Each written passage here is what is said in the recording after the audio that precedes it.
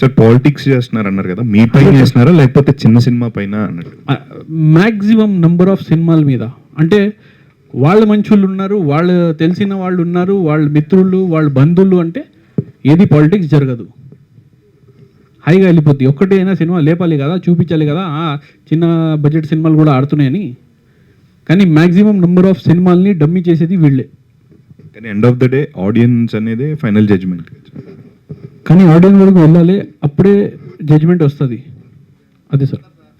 శ్రీనివాస్ గారు, సార్ ఇప్పుడు అన్ని స్ట్రగుల్స్ పడుతూ ఇబ్బందులు పడుతూ సినిమాను విడుదల చేయాలని కంకణం కట్టుకోవడం చాలా సంతోషం సార్. మా మీడియా పాయింట్ ఆఫ్ వ్యూలో కూడా మేము పట్టుదల చూసి అభినందిస్తున్నాం. కానీ ఇప్పుడు అగ్రిమెంట్ చేసిన ఎవరైతే ఉన్నారో వాళ్ళ దగ్గర మీరు ఏమైనా రిటర్న్గా ఏమైనా తీసుకున్నారా? లెటర్స్ మేము చేస్తాం రిలీజు అని ఒక లెటర్ తీసుకున్నారా? ఎందుకంటే ఇప్పటివరకు స్ట్రగుల్ జరిగింది కాబట్టి ఒక కాన్ఫిడెంట్గా బయర్స్ దగ్గర కానీ డిస్ట్రిబ్యూటర్స్ కానీ తీసుకున్నారా? తీసుకున్న తర్వాత డేట్ ఫిక్స్ చేసి పెయిడ్ రిలీజు పబ్లిసిటీ మొదలు పెడితే కదా ఆడియన్స్ పాయింట్ ఆఫ్ వ్యూలో రిసీవ్ అయ్యే సినిమా ఏం చేస్తున్నారు, ఎలా ప్లాన్ చేస్తున్నారు? అలా ఎగ్జిబిటర్స్తో మాట్లాడాం సార్. అంటే ఇంతకు ముందు కూడా రిలీజ్కి కూడా ఎగ్జిబిటర్స్తో మాట్లాడే. ఎందుకంటే నేనే ఒక డిస్ట్రిబ్యూటర్ని. అయితే మా మధ్య జస్ట్ ఒక లెటర్ మీద ఉంటుంది ఫార్మాలిటీ, అది కూడా. అయితే వాళ్ళందరితో మాట్లాడి నేను రిలీజ్ చేశాను ఇంతకు ముందు కూడా. కానీ మీరు అన్నట్టు పక్కాగా అగ్రిమెంట్లు అది ఇది అంటే రేపు పొద్దున ఏదైనా పాలిటిక్స్ మన ఇండస్ట్రీ మీద, అంటే మన సినిమా మీద జరుగుతుందని ఏదైనా కాల్స్ వాళ్ళకి వస్తాయి, అప్పుడు వాళ్ళు భయపడిపోతారు. వాళ్ళు ఒకటి థియేటర్ కూడా మేము ఇవ్వలేమంటారు. అప్పుడు మాకు దారి లేదు. సరే, ఒక అండర్స్టాండింగ్ మీద మనం రిలీజ్ చేస్తామని చెప్పేసి ఎగ్జిబిటర్తో మాట్లాడేసి ప్రయత్నం చేస్తాం. ఇప్పుడు ఆ ప్రాబ్లం వస్తుందనే కదా అగ్రిమెంట్ చేయించుకుంటున్నాం. ఇప్పుడు అదే అంటున్నాను. అలా చేయరు, ఎవ్వడు ముందుకి రాడు, మీకు థియేటర్స్ ఇవ్వడు. అంత అగ్రిమెంట్ చేసే అంత దమ్ము ఎవరికి లేరు ఇక్కడ, ఎవరు రారు. అది మెయిన్గా పాలిటిక్స్ ఇక్కడ. సరే సార్, ఓకే. లాస్ట్ మూమెంట్లో దెబ్బేస్తారు. సిరాజ్ గారు, సార్ మీరు పడుతున్న కష్టానికి ఏదో ఒక రోజు ఫలితం వస్తుందని థ్యాంక్ యూ సో మచ్. ఎందుకంటే మీరు పడుతున్న కష్టం ఆల్రెడీ ప్రెస్ మీట్లో చూస్తున్నాం మేము, ఆల్రెడీ మీ సినిమా కూడా చూసాం మేము. Thank you. సినిమా అయితే చాలా బాగుంది, సూపర్. ఈ సినిమా తర్వాత ఏమైనా అవకాశాలు వస్తాయా మీకు ఇంకా డైరెక్టర్గా? సినిమా జనాల్లోకి వెళ్తే 100% వస్తాయని అనుకుంటున్నాను. కానీ మీకు ఒక నిజం కూడా చెప్పాలి అనుకుంటున్నాను. నేను కూడా అంటే అలసిపోయాను, ఇంకా నాకు జీవితంలో సినిమా చేయాలని లేదు. ఇప్పుడు నేను ఏదో ఒకటి వర్క్ చేసుకుంటాను, కానీ తెలుగు ఇండస్ట్రీ అయితే నేను ఫస్ట్ వదిలేస్తా. ఈ సినిమాది రిలీజ్ అయిన తర్వాత, ఒక నేమ్ వచ్చిన తర్వాత 100% వదిలేసా ఆల్రెడీ. జస్ట్ సినిమాని వదలలేదు. ఎందుకంటే ఇంత పాలిటిక్స్లో బ్రతకడం చాలా కష్టం. దానికన్నా బెటర్ ఏదో ఒకటి మనం జాబ్ చేసుకోవాలి లేదా బిజినెస్ చేసుకోవాలి. కానీ ఇలాంటి పాలిటిక్స్లో మనం ఉండకూడదు. అదే సార్. ఓకే, థ్యాంక్ యూ అండి. సిరాజ్ గారు, సార్ చెప్పండి సార్. లీగల్గా ఫైట్ చేస్తున్నామని మీరు లాస్ట్ టైం చెప్పారు. అవును సార్, లీగల్గా చేస్తున్నాం, కొద్దిమందికి నోటీసులు ఇచ్చాం, సీఎంకి కూడా నోటీసులు ఇచ్చామన్నారు. అవును సార్. బట్ అది ఎంతవరకు వచ్చిందండి? సార్ చెప్తా సార్. అయితే ఫస్ట్ ఏంటంటే సార్, మన దేశంలో ఎంత అందంగా ఉంటుంది, ఎంత అద్భుతం అంటే, చట్టం పరంగా మీరు వెళ్తే ఏదైనా ప్రాబ్లం ఉంది, మీకు సమస్య ఉందంటే, ఒక మర్డర్ అయినా కూడా మీరు వెళ్తే ఆ కేసుకి సొల్యూషన్ రావడానికి ఎన్నో సంవత్సరాలు పడతాయి. ఇదైతే చాలా పెద్ద విషయం. ఇందులో అయితే ఎంతమంది ఇన్వాల్వ్మెంట్ ఉందో, చాలా పెద్ద లెవెల్లో పాలిటిక్స్ ఇది. అయినా నేను సీఎం గారికి, మన రేవంత్ రెడ్డి గారికి నేను తెలియజేశాను, ఇక్కడ ప్రాబ్లం ఏం జరుగుతుంది ఏంటి. వీళ్ళకి నోటీస్ ఇచ్చింది ఆయనకి కూడా పంపించాను, చూడండి సార్ ఇది జరుగుతుంది అని. మన దిల్ రాజు గారికి ఒక 8 months అయింది ఇచ్చేసి, గ్రీవియస్ పిటిషన్స్ ఇచ్చాం. ఆయన చూశారు, చూడలేదు కూడా వాళ్ళు చెప్పలేరు. ఎందుకంటే మా టీం వాళ్ళ మేనేజర్తో 2 months దాకా వాళ్ళు మాట్లాడుకున్నారు, మొత్తం కాన్వర్జేషన్ ఉంది. అయితే ఈ ప్రాబ్లం ఉందని చెప్పేసి తీసుకెళ్ళాం, ఎక్కడ ప్రయత్నం చేయకుండా జస్ట్ వచ్చి మీ ముందుకి ఏదో ఒకటి మాట్లాడుతున్నానని కాదు, పక్కా నాలెడ్జ్తో 100% ఎక్స్పీరియన్స్తో వచ్చి మీ ముందుకి కూర్చున్నాను సార్. లేకపోతే అంత ధైర్యం నాకు లేదు మీడియా ముందు, అది కూడా కూర్చొని మాట్లాడాలి, అది కూడా ఏది పడితే అది అయితే అస్సలు మాట్లాడకూడదు. ఎందుకంటే అందులో ఎలా ట్రోల్ చేస్తారంటే సార్, జనాలు మామూలుగా ట్రోల్ చేయరు. ఎవరైనా ఏదైనా కొంచెం కూడా తేడాగా ఆన్సర్ ఇచ్చాడంటే ఆడు ఇరుక్కున్నట్టే. అది నాకు అస్సలు వద్దు అనేది నా feeling sir. Sir hi sir. Sir sir sir మీరు ఆల్రెడీ 3-4 ఫిలిమ్స్ చేసామంటున్నారు, ఇప్పుడు 5th ఫిలిం అన్నారు. అవును. సో మీ పరిస్థితి ఇక్కడ థియేటర్స్ దొరకట్లేదు అంటున్నారు. సో కొత్తగా వచ్చే వాళ్ళకి యాక్టర్స్కి కావచ్చు, డైరెక్టర్స్కి కావచ్చు, ప్రొడ్యూసర్స్కి కావచ్చు, ఎలాంటి సజెషన్స్ ఇస్తారు మీరు?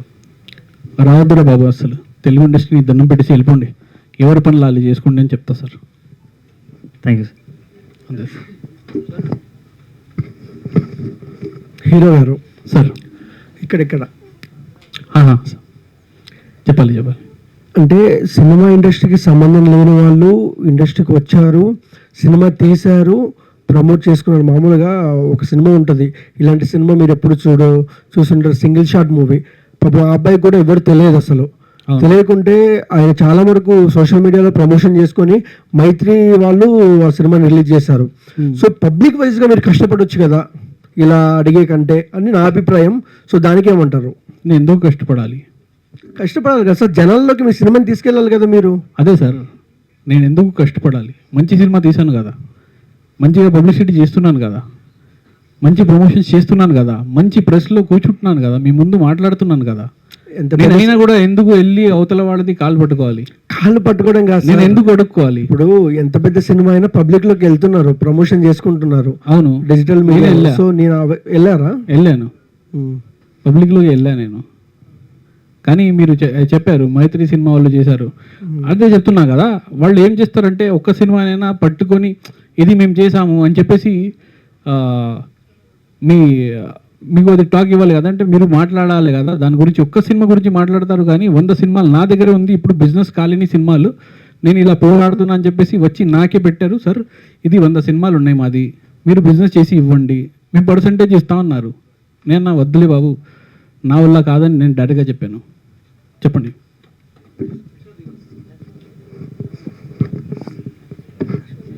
సిరాజ్ గారు, ఇప్పుడు ఈ మూవీ హీరోయిన్ కూడా ఉన్నారు కదా కాస్టింగ్ లో, ఆవిడ కూడా బాలీవుడ్ లో బిగ్ బాస్ చేశారు. సో ఆవిడ ఎందుకు ఇప్పుడు రాలేదు? మీతో ప్రాబ్లం, ఆవిడ కూడా ప్రాబ్లమే కదా, సినిమా ఇలా రెస్పాన్స్ రాలేదంటే ఆవిడ ఎందుకు రాలేదు? ప్రతి ఒక్కరు కాంట్రవర్సీలో రారు. కాంట్రవర్సీ ఉందంటే మీరైనా వేరే వాళ్ళు ఎవరైనా సరే, అంటే యాజ్ ఎ డైరెక్టర్ అయినా యాజ్ ఎ యాక్టర్ అయినా భయపడిపోతారు వాళ్ళు. వాళ్ళకి భయపెట్టాలని నేను అనుకోవట్లేదు. వాళ్ళకి రిలీజ్ ఉంది, వాళ్ళకి వచ్చి ఏదైనా డ్యాన్స్ చేయమంటే హ్యాపీగా చేస్తారు. కానీ మనకి సినిమా రిలీజ్ అవ్వట్లేదు, నేను తల కొట్టుకుంటున్నాను, నేను బాధపడుతున్నాను, నేను ఏడుస్తున్నాను అని చెప్తే ఎవడు రాడు. అందుకే నేను పిలవలేదు. ఓకే, మూవీ ఇప్పుడు చేస్తున్నప్పుడు జనరల్గా ఇప్పుడు తెలుగు ఫిల్మ్ ఇండస్ట్రీలో సక్సెస్ రేట్ తక్కువ ఉంటుంది, అది పెద్ద సినిమాలు కావచ్చు, స్మాల్ సినిమాలు కావచ్చు. సో మూవీ ఇప్పుడు చేస్తున్నప్పుడే జనరల్గా మీరు అన్నారు ఇందాక మ్యూజిక్ కంపెనీ ఒప్పుకోలేదు, ఓటీటీకి ప్రాబ్లం అవుతుంది, నాకు థియేటర్స్ రావట్లేదు అని చెప్పి. సినిమా ఇనిషియల్ స్టేజ్లో ఉన్నప్పుడే మీరు ఓటీటీకి ఎందుకు అప్రోచ్ అవ్వలేదు? ఇప్పుడు సినిమా ఇనిషియల్ స్టేజ్లో ఉన్నప్పుడు స్టోరీ ఏది ఉందని చెప్పి చాలా మంది ఓటీటీకి వెళ్తున్నారు. అలాగే మ్యూజిక్ కూడా ఇలా పలానా మ్యూజిక్ డైరెక్టర్ చేపిస్తామని చెప్పేసి వాళ్ళతో రెస్పాండ్ అవుతున్నారు. నేను ప్రయత్నం చేశాను. మీరు చేసిన తర్వాత వెళ్ళారని చెప్పారు, అవ్వలేదు. ఇనిషియల్ స్టేజ్లో చేశారా? ఇనిషియల్ స్టేజ్లోనే చేశా. సో మన నుంచి చేసుకుంటూ వస్తున్నాను, అవ్వలేదు. సో అంటే అక్కడ ప్రాపర్ ప్లానింగ్ ఏముంది అక్కడ? అంటే అవ్వలేదు అంటే ఆల్టర్నేట్గా ఏం తీసుకున్నారు అప్పుడు? ప్రెస్ మీట్ అదే ప్రమోషన్, కాంట్రవర్సీ, ఆల్టర్నేట్, ఇంకేముంది? వెళ్ళాలి కదా, వాళ్ళకి తెలియాలి కదా ఎందుకు అవ్వట్లేదు అనేది. ఒకరికి తెలియాలంటే ప్రెస్ మీట్. అదే సార్. అంటే ఇప్పుడు ఏదైనా సొల్యూషన్ ఎరకాలంటే ట్రై చేయాలి, డిఫెన్స్ చేయాలి కదా. మరి ప్రతి మాటకి సూసైడ్ అని చెప్తున్నారు కదా, అంటే ఈ సినిమా ఇండస్ట్రీ అంటే చాలా మంది చచ్చిపోయారు, నేను కూడా ఆ పరిస్థితిలో రావాలా అని అడుగుతున్నాను సార్. డిఫెన్స్ చేయాలి కదా, పోరాడాలి కదా, మనం ఎక్కడ ఒప్పుకోకూడదు కదా. మరి అదే చేస్తున్నాం కదా సార్ మనం. అంటే ఇప్పుడు మీకు సపోర్ట్ చేసే వాళ్ళు ఇంకా స్ట్రాంగ్గా వెళ్ళాలి. సో ఇక్కడ కూర్చుని ఇలా వీళ్ళు పలానా అంటే వాళ్ళు కూడా యాంటీగా వెళ్తారు తప్ప మీతో కలిసి పనిచేయరు కదా. ఇప్పుడు మీరు ఎవరైతే అన్నారు వాళ్ళని మీరు చేయండి. మీరు అడుగుతున్నారు కదా, పలానా క్వశ్చన్స్ చేస్తున్నారు కదా, వీళ్ళు నాకు సపోర్ట్ చేయట్లేదు ఇండస్ట్రీ పెద్దలు అని చెప్పి. వాళ్ళని వదిలేండి, మీరు సపోర్ట్ చేయండి చాలు. వాళ్ళకి సపోర్ట్, అందరికీ సపోర్ట్ ఉంటుంది మీడియా. మీ గురించి నేను సపరేట్గా చెప్తున్నాను, మీరు చేయండి నాకు సపోర్ట్. ఓకే, పర్సనల్గా. Okay, thank you sir. Okay, thank you sir. Thank you sir. Sir thank you sir. ఏదైనా నేను తప్పుగా మాట్లాడి ఉంటే మీ అందరికీ నేను సారీ చెప్తున్నాను. కానీ ఇది నా బాధ, నా నొప్పి, నా పెయిన్ సార్ ఇది. రియల్లీ మీరు ముందు నుంచి నాకు చాలా సపోర్ట్ చేశారు, ఇప్పుడు కూడా చేస్తున్నారు. ఈ సిచ్యువేషన్లో కూడా నాకు సపోర్ట్ చేస్తున్నారు అంటే నిజంగా గ్రేట్ మీరందరూ. Thank you so much. అన్నీ ఎవరికి అయితే ఇది మాటలు వినిపించాలో, ఎక్కడైతే వెళ్ళాలో అక్కడి వరకు తీసుకెళ్ళండి please. Thank you so much sir.